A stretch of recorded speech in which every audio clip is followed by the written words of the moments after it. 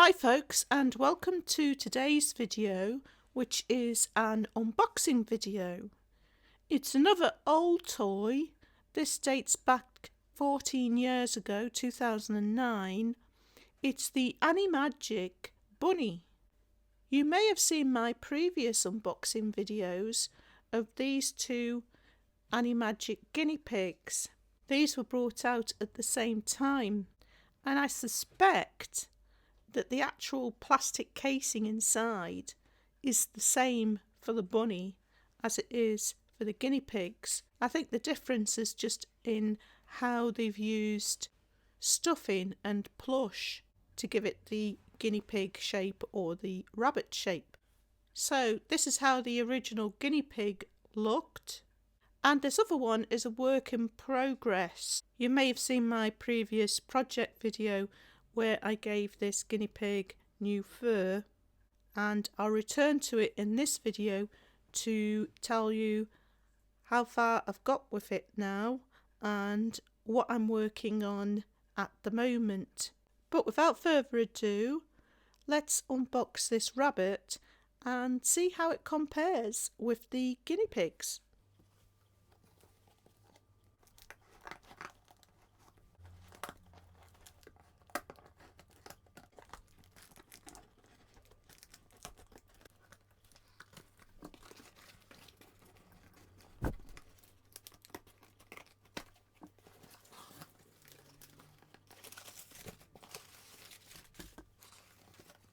So here's our bunny, and you can see that it is indeed the same size and shape as the guinea pig. So I'm really convinced that that's the same plastic casing inside. They've used different eyes for the rabbit than they did for the guinea pig. Those are the rabbit's eyes, and the guinea pigs have these little black eyes. I think I prefer the eyes on the guinea pig, they're more realistic. I have a very interesting custom plan for this rabbit that isn't just going to be cosmetic. We're actually going to do something with electronics that I find very interesting. So the legs are cosmetically different on the rabbit than on the guinea pig. The rabbits are covered with fur with just like a pad showing. The rabbits of course don't have paw pads. They have fur on the bottom of their feet. I don't think this will have batteries, but I'll try it anyway. Oh, it has got batteries.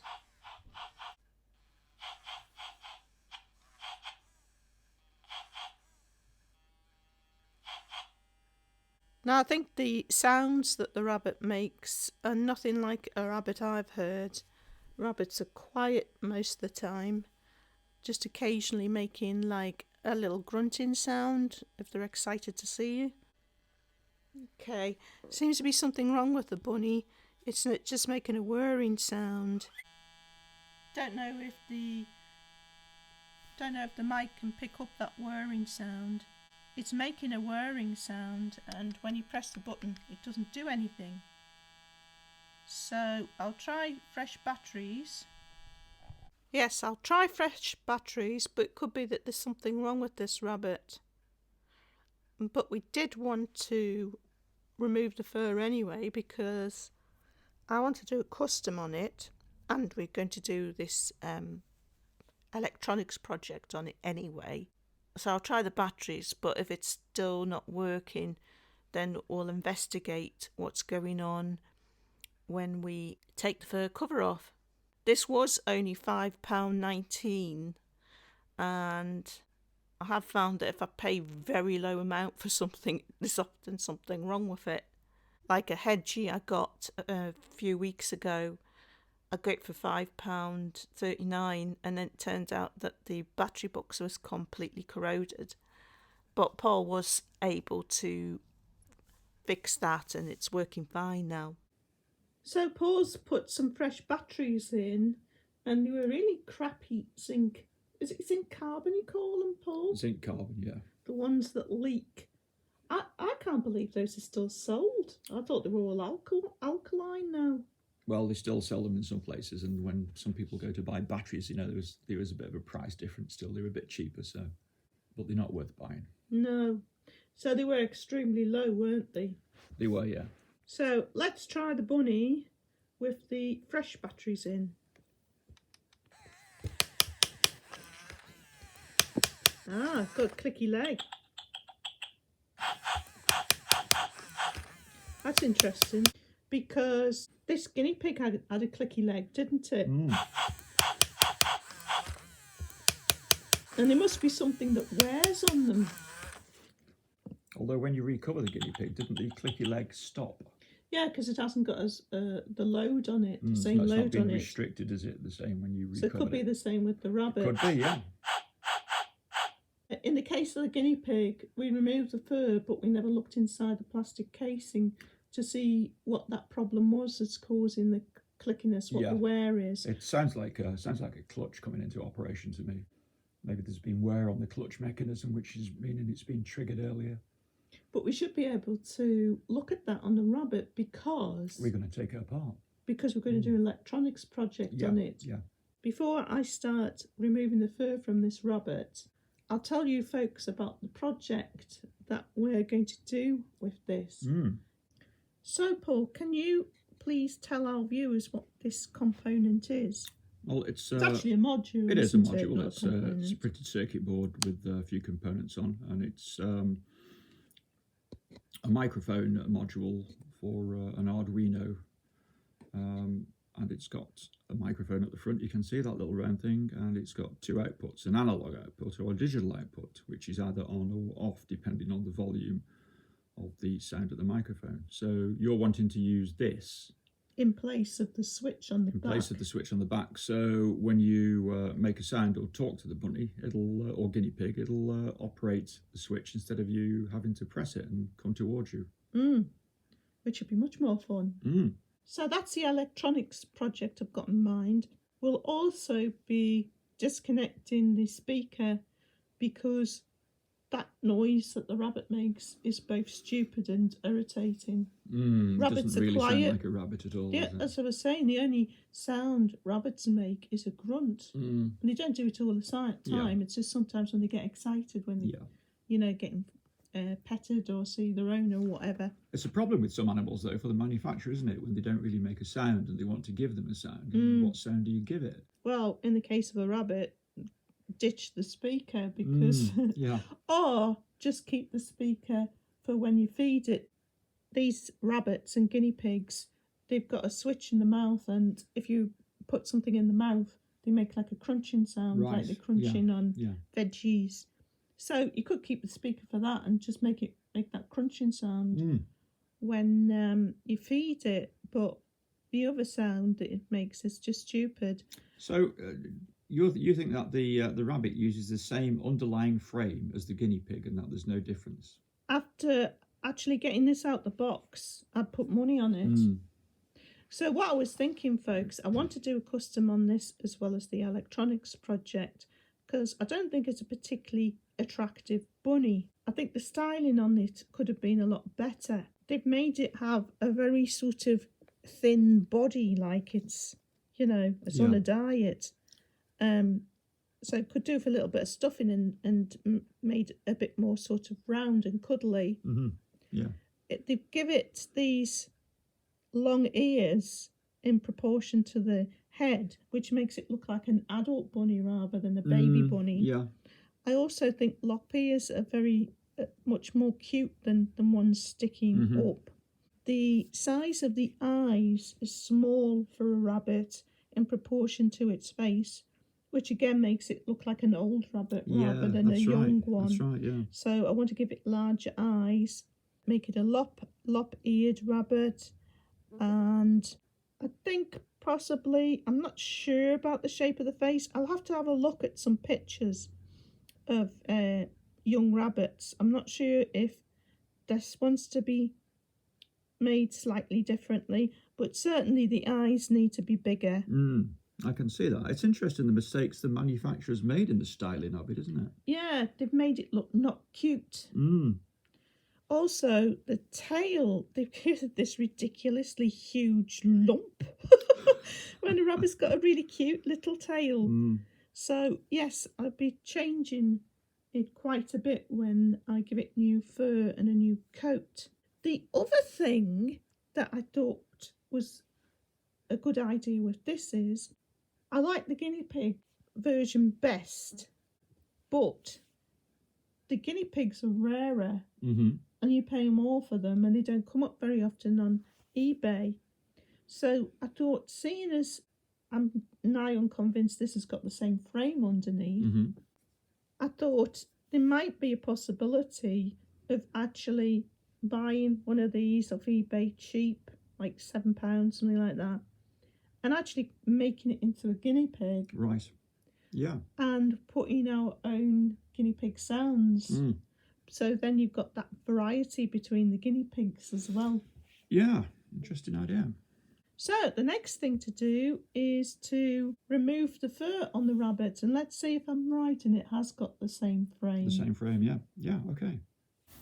So I started on the back to unpick the stitches because I noticed when I took the fur off the guinea pig that the stitching along the back seemed to have been put on last, and like the rest of the stitching it was done by hand, and as you can see was quite easy to take apart. Next I started to undo the stitches on the front legs because you need to get access to the screws on the front legs and undo them in order to take the leg off and get the rest of the fur off. Next, after taking the two front legs off, I started working on the back of the head and removing some more of those stitches as far as I could.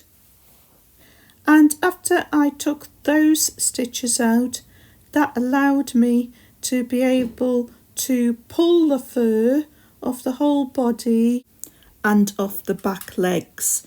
There was just a couple of stitches that were holding the back legs onto the fur, so I just had to use my seam ripper to cut those. And once those stitches were removed, I was able to pull the fur back right to the back of the head.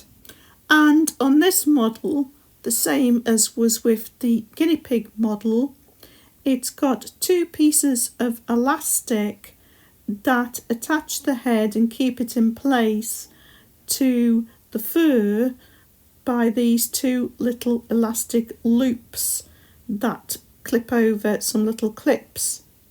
So I removed those and then I was left with just the pink material that was holding it onto the rabbit.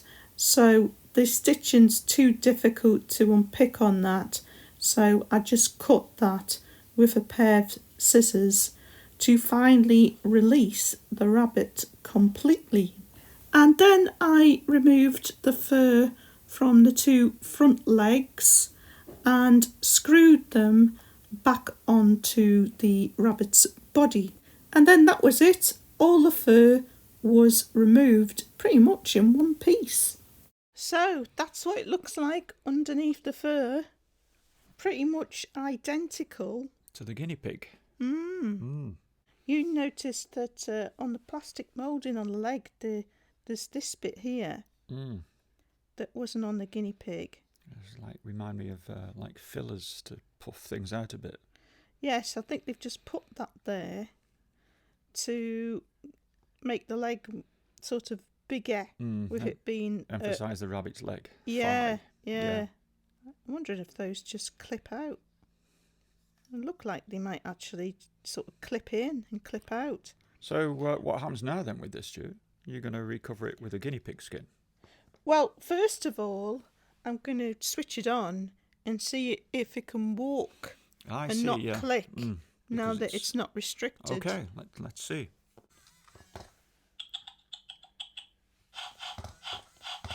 Yeah, that's the same as the guinea pig. And it hasn't got the restriction of the fur. It doesn't operate the internal clutch. Yeah, it's not got that load on it, and it's not clicking, as you say. The clutch isn't coming into play. So depending on how I do the fur, if I try not to make it restrictive, it might be able to run okay. Yeah. So you were asking me the plans, but as I said earlier, I'm going to give this a new fur covering. It's still going to be a rabbit. It's still going to be a rabbit, yeah. But it's going to be a lop-eared, more cute rabbit. And then we're going to try and make it sound operated rather than touch operated. Well, we'll be trying to make it sound operated first before I do the covering on it. I'm just thinking, seeing as we're going to do that, we might get access to the parts which show where it's worn, why it can't take that to load. see if we can do something to the clutch mechanism, maybe to stop it clicking. So now that it's moving, we'll power up the guinea pig as well and look, see how they are side by side. Okay.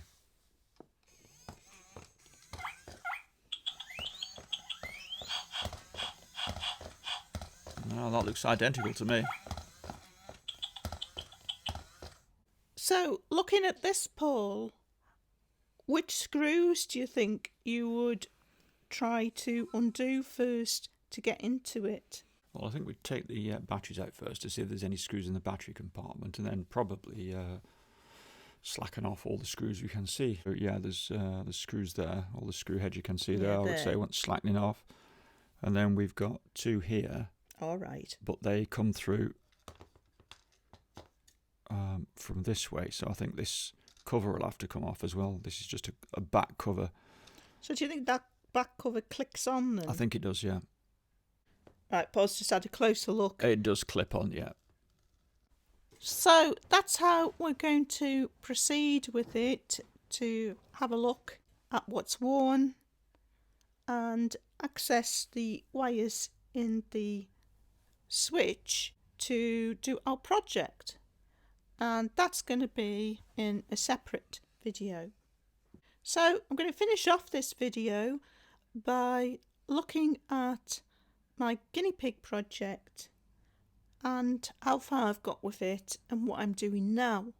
So since the last video, I've put some embroidery here for the nose, and I've also trimmed a lot of the fur around the face here. And I've been working on getting this little fella, or little lassie I should say, because I've decided it's a girl and she's got a name now. She's called Blossom. So I've been working on Blossom's feet. I've used the feet on this For Real Friends guinea pig to base the feet and legs off because these are nice and detailed. So this is Blossom's new foot, and I've done the leg like this because it has to be at this angle to cover the plastic leg. So what I'm going to do next is I'm going to take a mould of this and use that mould to make a latex covering which will go over this leg with a little bit of stuffing around it. So that's the plan for the two front legs, and that video will be coming very soon. But that's it for this video, folks. Hope you found that interesting to some degree. Thanks for watching as always, and hope to see you in the next project video.